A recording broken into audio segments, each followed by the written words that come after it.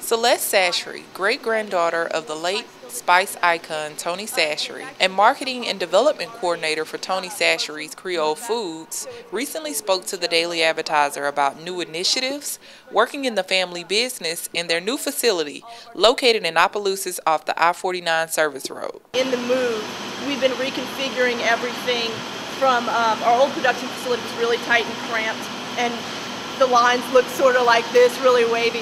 Now we've been rebuilding everything, configuring it straight, which can up our production time. You remove some of those bottlenecks and everything runs twice as fast. With many of the systems in the new facility being automated, this will increase production in the company. This has a sensor built in to where when the salt drops below a certain level, it alerts the truck to bring more. So the silos babysit themselves and tell us how our stock is running. It's really neat.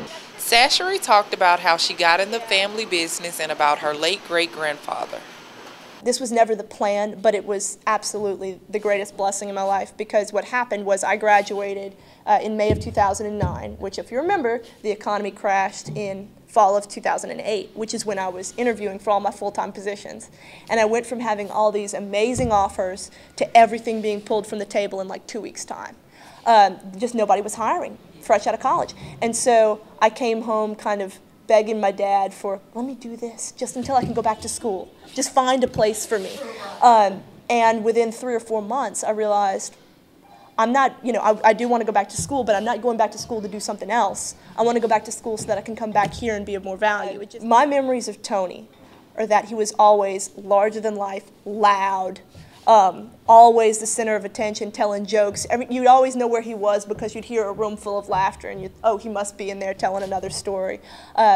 Very, very confident man and kind. Don't get me wrong, he was very a warm and boisterous personality, but he could command attention, command respect, and he knew how to work a room.